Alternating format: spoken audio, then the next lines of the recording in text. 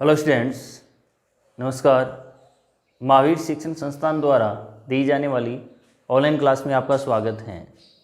12th science chemistry chapter संख्या 3 electrochemistry में अपन पढ़ रहे थे कोलराउस का नियम।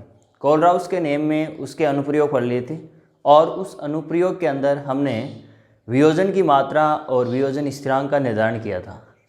उसी के ऊपर एक न्यूमेरिकल है, क्वेश्चन है 0.1 m व 0.001 m NH4OH की मोलर चालकताएं क्रमशः है 3.6 सीमेन सेंटीमीटर स्क्वायर मॉल इनवर्स व 34.2 सीमेन सेंटीमीटर स्क्वायर मॉल इनवर्स हैं।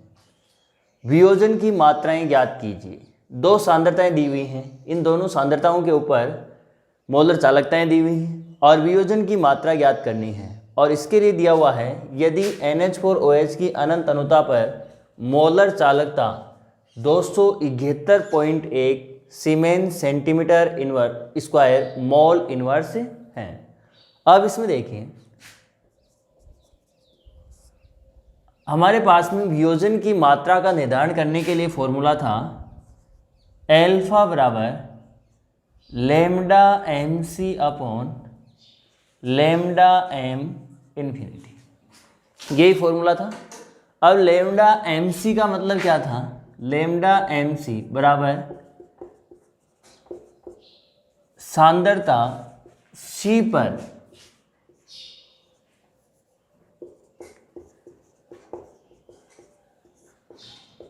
मोलर चालकता, सांद्रता C पर मोलर चालकता और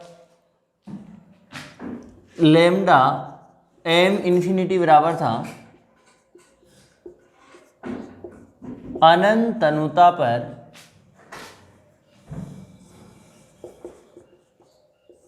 मोलर चालकता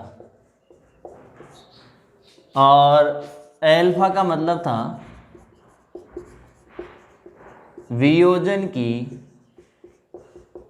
मात्रा। अब देखिए इसमें हमें क्या क्या दिया हुआ है। तो हमें लैम्डा MC यानी सांद्रता जो C है, इस सांद्रता C के ऊपर हमें दी हुई है इसकी मोलर चालकता। तो सांद्रता इसमें दो दी हुई हैं, एक तो 0.1 है और दूसरी 0.001 है। अब 0.1 जो सांद्रता है इसके ऊपर मोलर चालकता दी हुई है हमें 3.6 सीमेन सेंटीमीटर स्क्वायर मॉल इनवर्स, और जो आपके दूसरी सांद्रता है 0.001 m, इसके ऊपर मोलर चालकता दी हुई है 34.2 सीमेन सेंटीमीटर स्क्वायर मॉल इनवर्स। अब हमें दो सांद्रताएं दी हुई हैं और आगे दिया हुआ है NH4OH की अनंत अनुता पर मोलर चालकता, जिसका मान दिया हुआ है हमें अनंत अनुता के ऊपर जो मोलर चालकता है ये मान है हमारे पास में 271.1 siemens centimetre square mole inverse. अब देखिए यानी 0.1 m सांद्रता पर NH4OH की मोलर चालकता कितनी दी हुई है? 3.6 सीमेन सेंटीमीटर स्क्वायर मॉल इनवर्स। दूसरी 0.001 m सांद्रता पर NH4OH अमोनियम हाइड्रोक्साइड की मोलर चालकता ये हैं 34.2 सीमेन सेंटीमीटर स्क्वायर मॉल इनवर्स। और आगे हैं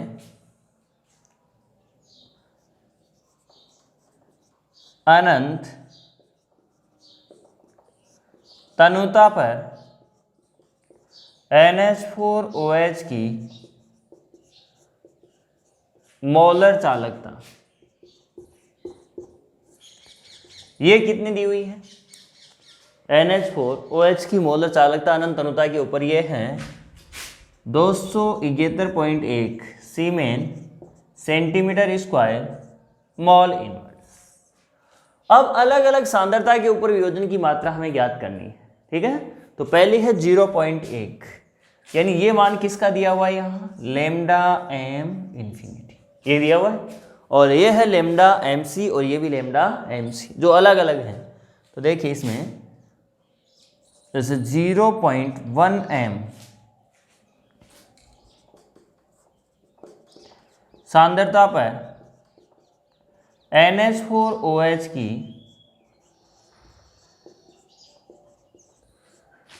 वियोजन की मात्रा, देखिए एल्फा बराबर फॉर्मूला है लेमडा एन सी। तो यहां सांद्रता के ऊपर मोलर चालकता है, ये कितनी है? यही है दोनों की मोलर चालकता, तो ये दी हुई है, लेकिन यहाँ इस सांद्रता लेमडा इन्फिनिटी तो है ये, और सांद्रता के ऊपर यानी 0.1 एम आगे लिखा हुआ क्रमश है। तो पहला किसका दिया हुआ है? 0.1 का। तो देखिए ऊपर हो जाएगा यहाँ पे सांद्रता कितनी है? 0.1, और इसके ऊपर चालकता कितनी है? 3.6 बटा नीचे ये 271.1। एल्फा कोई मात्रक नहीं, और वैसे भी दोनों आपस में क्या हो गए? कैंसिल हो गए। अब 3.6 जिसमें 271.1 का भाग दे लेना, जो भी आंसर वाई वो हो जाएगा। अब देखिए आगे 0.001 एम सांद्रता पर NH4OH की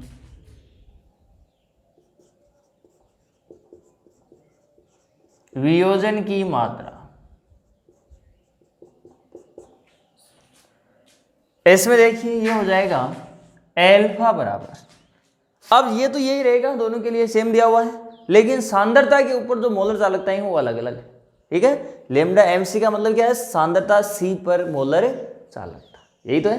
तो सांद्रता जो ये है इसके ऊपर मोलर चालकता कितनी है? 34.2। तो ये हो गया 34.2 बटा 271.1, जो भी आंसर है। क्लियर? अगर हमें ए की सांद्रता दी हुई होती तो यहां तक सही है। अब हमें क्या दी हुई? दो अलग अलग सांद्रता, तो दोनों का हमें अलग अलग मान ज्ञात करना होगा। कई क्वेश्चन देता है जिसके अंदर हमें के का मान ज्ञात करवाता है। के को क्या बोलते हैं? वियोजन स्थिरांक, ठीक है। एल्फा क्या है? वियोजन की मात्रा। अब जैसे हमसे के ज्ञात करवा रहा है, तो के ज्ञात करने के लिए हमारे पास में एल्फा का मान होना चाहिए। तो एल्फा का मान ऐसे फॉर्मूले से ज्ञात कर लीजिए, ठीक है। सांद्रता दी हुई होगी, क्योंकि के बराबर क्या था? C alpha square upon 1 minus alpha, ठीक है। तो ये हमें जैसे ये मान ज्ञात होंगे तो इनके द्वारा हम के का निर्धारण आसानी से कर सकते हैं। क्लियर? अब अगला टॉपिक चलते हैं। दुर्बल विद्युत अपघट्य के लिए हो चुका है, और दुर्बल विद्युत अपघट्य के वियोजन की मात्रा किसने निर्धारण की थी? कोलराउस ने। अब देखिए अगला टॉपिक है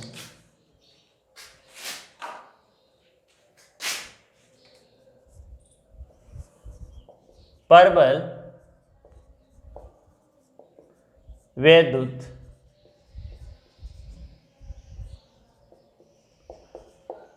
अपघट्यों के लिए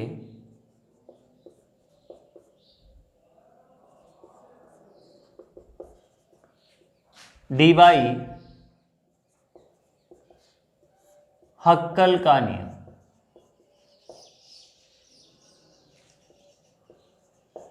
दुर्बल के लिए किसने दिया था? कोलराउस ने, याद रखना। और प्रबल के लिए कौन दे रहा है? डीबाई हक्कल।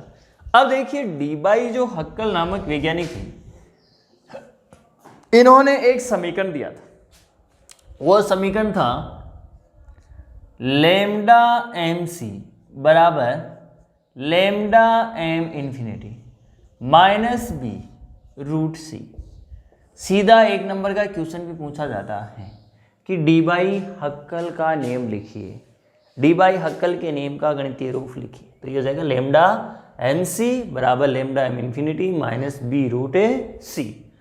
अब इसमें लेमडा एम सी ये क्या है? सांद्रता सी पर विद्युत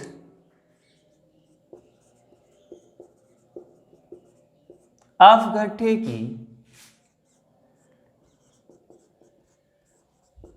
मोलर चालकता, यही हमने पीछे लिखा था, वो भी विद्युत अपघट्य की थी, सांद्रता सी क्यों?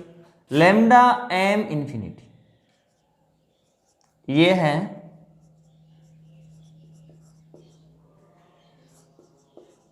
अनंत अनुता पर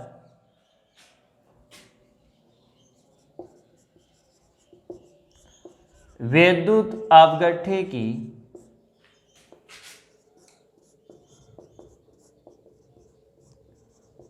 मोलर चालकता।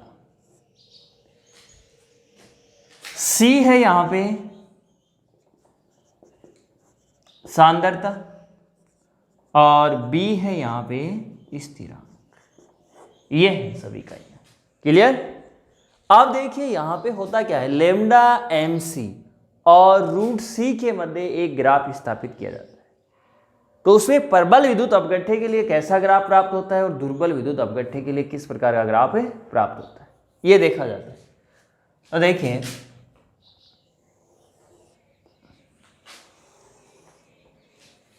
एक्स एक्स पे ले रहा हूं मैं रूट सी और वाई एक्स पे ले रहे हैं लेमडा एम सी। ठीक है क्या? लेमडा एम सी व रूट सी के मध्य ग्राफ। अब यहां पे पॉइंट होता है 0, ठीक है, यहां पे कितना होगा 0। अब इसमें सांद्रता ले रहे हैं जैसे 0.5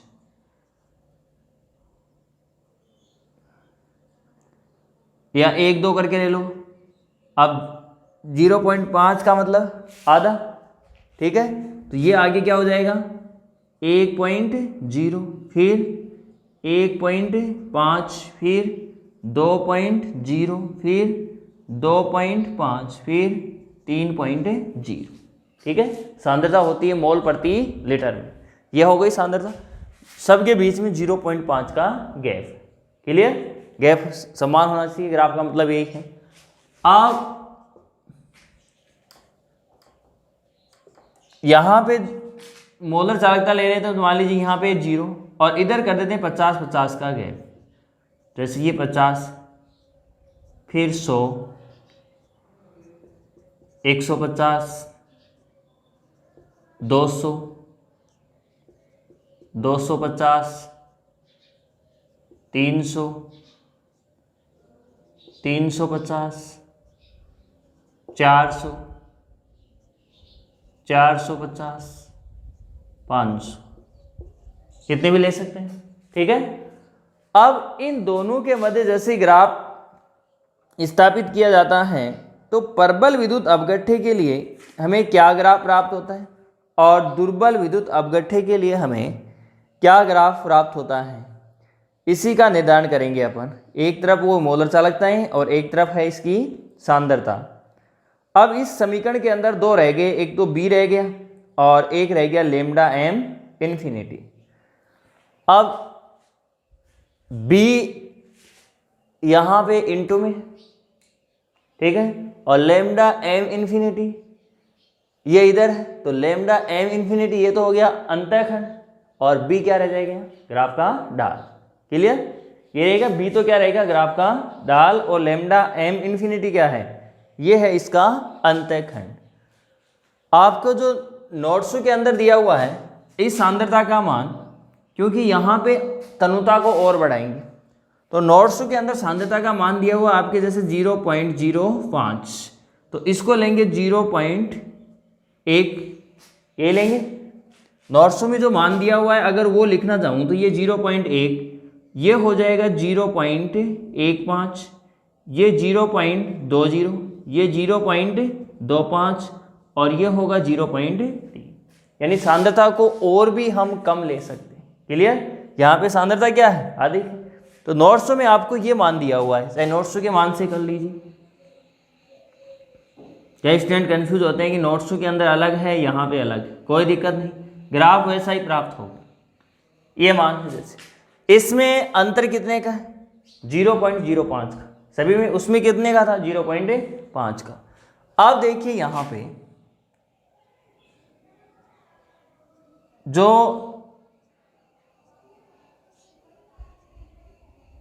दुर्बल विद्युत अवगठ्ठे हैं, उस दुर्बल विद्युत अवगठ्ठे के लिए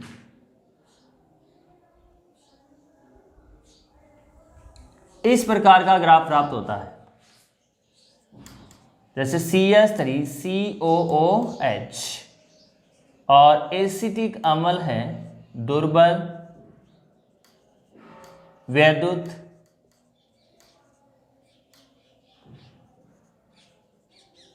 अवगठ्ठे, ठीक है। और जो प्रबल विद्युत अवगठ्ठे हैं उनके लिए सीधी लाइन प्राप्त होती है। जैसे एक तो है KCl पोटेशियम क्लोराइड, एक है Na2SO4 सोडियम सल्फेट और एक है CH3COONA सोडियम एसीटेट। ये तीनों के तीनों क्या है? ये है प्रबल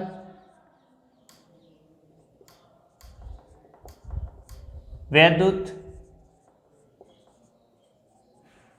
अवगठ्ठे, ठीक है।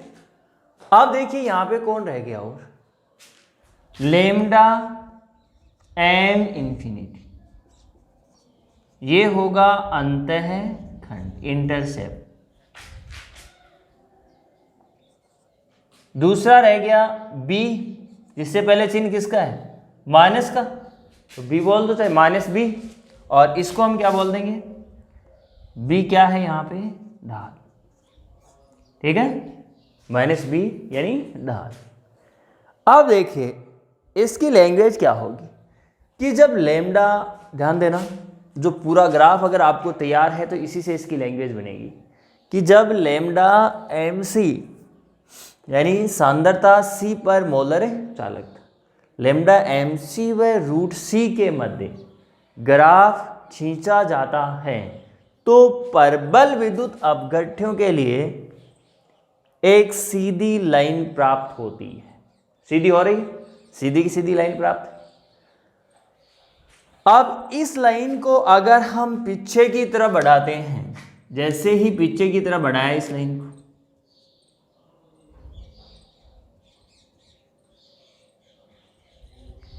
तो यह लाइन कहां पे स्पर्श कर रही है? y एक्स, ठीक है। और जैसे यहां से यहां तक या यहां से यहां तक या यहां से यहां तक, इसको हम क्या बोलेंगे? अंतःखंड, यही होगा। और इस ग्राफों को पीछे की तरफ बढ़ा के और इनके अंतःखंड ज्ञात कर सकते हैं। और अंतःखंड का मतलब इस लाइन के ऊपर क्या है? लैम्डा mc, यानी अंतःखंड के द्वारा लैम्डा mc का निर्धारण किया जा सकता है। अब इधर से इधर जा रहे हैं, जैसे ये है 0.00 या 0.0 मान सकते हैं।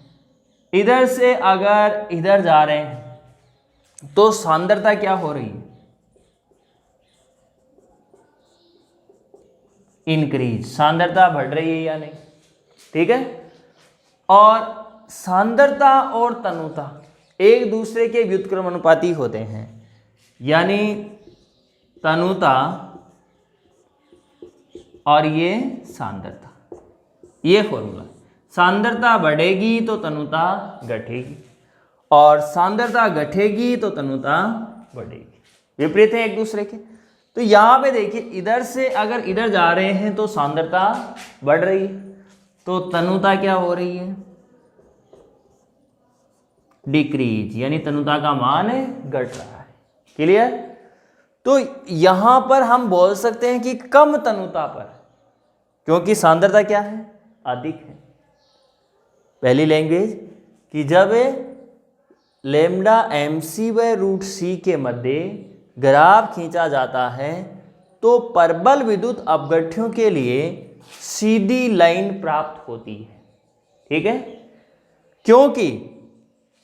क्यों होती है सीधी लाइन, क्योंकि स्टार्टिंग बढ़ा था हमें, जो परबल विद्युत अपघट्य हैं वो थोड़ी सी तनुता के ऊपर ही पूर्णतः आयनों में विभाजित हो जाते हैं।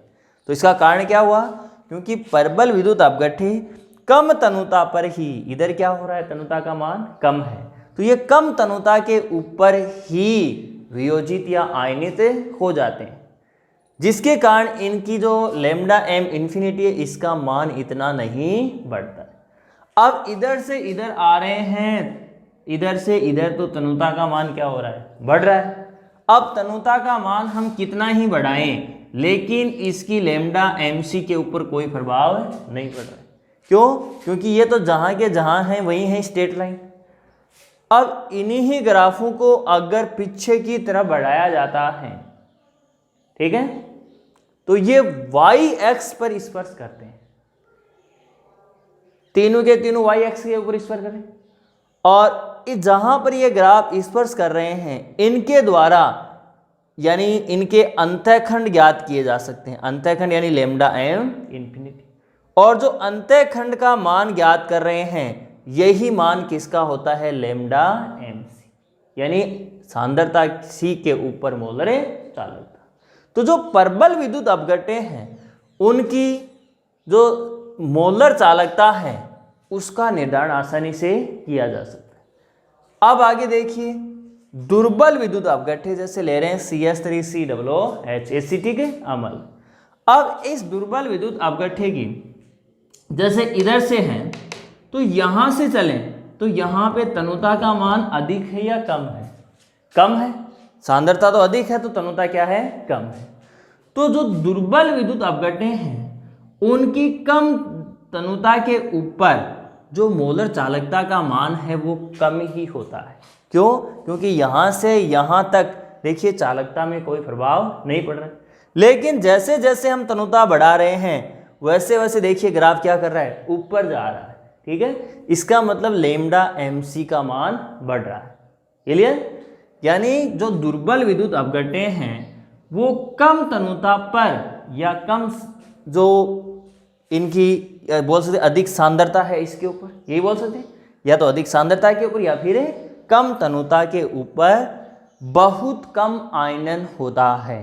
ठीक है, कम तनुता के ऊपर आयनन क्या होगा, बहुत ही कम, जिसके कारण इनकी लेमडा MC का मान कम होता है। लेकिन जैसे जैसे तनुता का मान बढ़ाया जाता है, यानी इधर से इधर आ रहे हैं तो तनुता क्या हो रही है, बढ़ रही। जैसे जैसे तनुता का मान बढ़ाया जाता है तो इनकी लेमडा MC का मान भी बढ़ता है। तो जो दुर्बल विद्युत अपघट्य हैं उनका अनंत तनुता के ऊपर, अनंत तनुता यहाँ होगी क्योंकि यहाँ पे सांद्रता क्या है, 0। ठीक है, सांद्रता क्या है, 0 है, तो तनुता क्या होगी, अनंत होगी। और इस तनुता के ऊपर देखा जाए, अनंत तनुता के ऊपर, तो इनके लेमडा MC का मान क्या है, बढ़ रहा है। अब लेकिन इसका निर्धारण नहीं कर सकते। क्यों नहीं कर सकते, इन ग्राफों को तो हम पीछे की तरफ बढ़ा रहे हैं तो ये y-x पे स्पर्श कर रहे हैं, और इस अंतःखंड के द्वारा लेमडा MC का मान ज्ञात हो गया, किसके लिए, परबल विद्युत अपघट्य के। लेकिन जो दुर्बल विद्युत अपघट्य हैं इसमें अगर ग्राफ को पीछे की तरफ बढ़ाया जाता है तो यह ग्राफ y-x पे स्पर्श नहीं करता है। क्या कर रहा है क्या, अब अगर यह ग्राफ y-x पे स्पर्श नहीं करता है तो क्या लेमडा MC का निर्धारण कर सकते हैं, क्योंकि मान तो रह गया ये। अब कितना मान है, इस ग्राफ को कहीं भी ऊपर की तरफ बढ़ा दो ये कहीं भी स्पर्श नहीं करेगा। मैथ में पढ़ते हो, दो समांतर रेखाएं आपस में स्पर्श नहीं करती, वैसे ही हो रहा है। तो देखिए इस डीबाई जो हक्कल नामक वैज्ञानिक थे, इन्होंने प्रबल विद्युत अपघट्यों के लिए अपना नियम बताया था कि प्रबल विद्युत अपघट्यों की जो मोलर चालकता है उसका निर्धारण आसानी से कर सकते हैं। लेकिन कोलराउस ने किसके लिए बताया था? दुर्बल विद्युत अपघट्यों के लिए। तो देखिए प्रबल जो विद्युत अपघट्य हैं उन प्रबल विद्युत अपघट्यों के लिए इन ग्राफों को पीछे की तरह बढ़ाते हैं और इनके अंतःखंड के द्वारा जो लैम्डा एम इन्फिनिटी है इसका निर्धारण इसका देख के लैम्डा एम सी का निर्धारण आसानी से कर सकते हैं। क्लियर? एक बार देख लीजिए फिर से। अब देखिए अगला है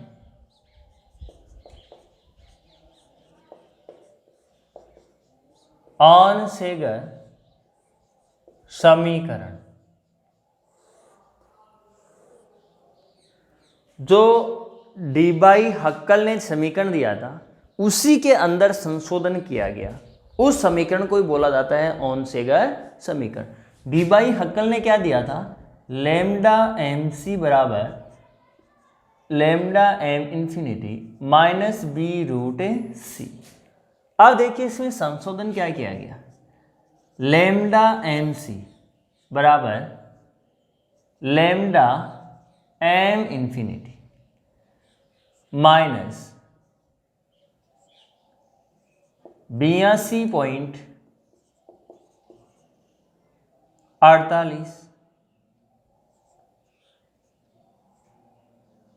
और इसमें था dt की power half eta plus 8.20 into 10 की पावर 5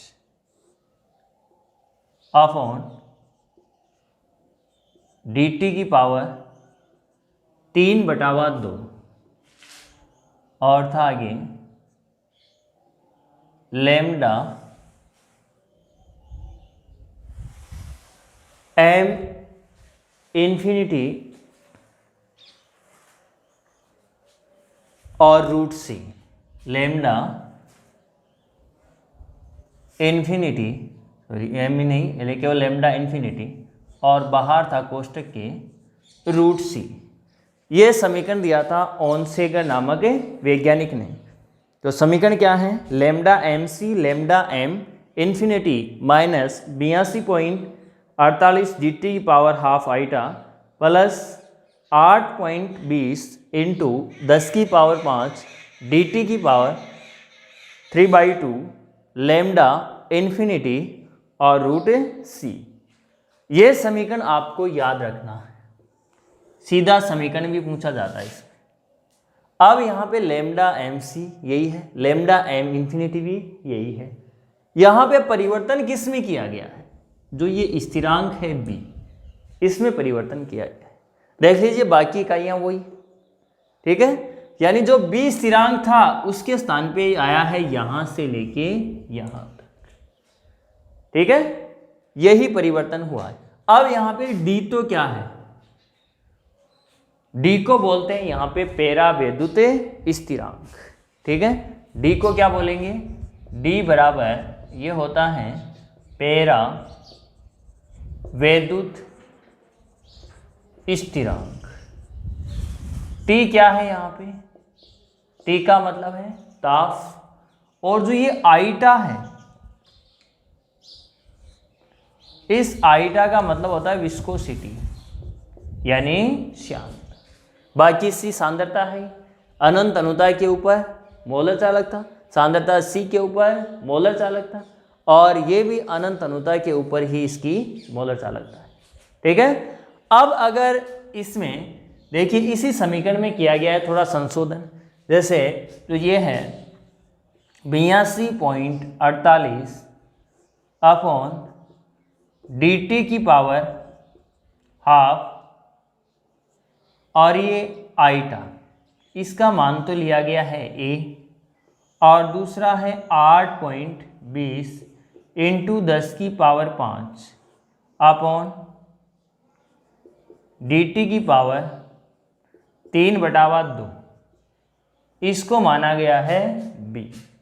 तो यही समीकरण क्या बन जाएगा? देखिए आता है लैम्डा एम सी बराबर लैम्डा एम इंफिनिटी माइनस ए प्लस बी, और ये क्या रह गया, लैम्डा इंफिनिटी। क्लियर यहाँ तक, यहाँ से यहाँ तक तो ये हो गया, और आगे क्या आ जाएगा, रूट सी। ये समीकरण बोल सकते। अब ये समीकरण देके भी क्वेश्चन पूछ सकता है, यहाँ ए का मान बताइए, तो ए का मान ये, बी का मान बताइए, तो बी का मान ये। अब इस वैज्ञानिक ने भी क्या किया, लैम्डा जो एम सी व रूट सी, इन दोनों के मध्य ग्राफ स्थापित किया। ठीक है, क्या प्रयोग किया कि लैम्डा एम सी और रूट सी, डी बाई हक्कल ने क्या किया था, इन दोनों के मध्य ही ग्राफ स्थापित किया था, और इसने भी इन दोनों के मध्य ही ग्राफ स्थापित किया। अब जैसे ही ग्राफ स्थापित किया तो इसमें अंदर दो ग्राफ प्राप्त हुए, एक तो हुआ रेखीय ग्राफ और एक हुआ अरेखीय ग्राफ। किसमें, ऑन सेगर के समीकरण। अब जो रेखीय ग्राफ प्राप्त होता है वो तो होते हैं परबल वैद्युत अपघट्य, और जिनके लिए अरेखीय ग्राफ प्राप्त होता है उनको इसने बताया दुर्बल वैद्युत अपघट्य। ठीक है, तो इसके नियम के द्वारा प्रबल और दुर्बल दोनों का निर्धारण हो गया। कोलराउस ने किसका किया, केवल दुर्बल के लिए। डी बाई हक्कल ने किसका किया, केवल प्रबल के लिए। तो ऑन सेगर ने जब रूट सी और लैम्डा एम सी के मध्य ग्राफ स्थापित किया तो रेखीय ग्राफ प्राप्त हुआ जो प्रबल विद्युत अपघट्य के लिए था, तथा दूसरा अरेखीय ग्राफ प्राप्त हुआ जो किसके लिए बताया गया, दुर्बल विद्युत अपघट्यों के लिए। क्लियर, ये है आपके डी बाई हक्कल का नियम, ये रहा, और ऑन सेगर का नियम या ऑन सेगर समीकरण। ये इन दोनों के द्वारा हमें मोलर चालकताओं का निर्धारण करना है, और इन मोलर चालकताओं का हम निर्धारण आसानी से कर सकते हैं। Clear, thank you. आज की क्लास यहाँ तक।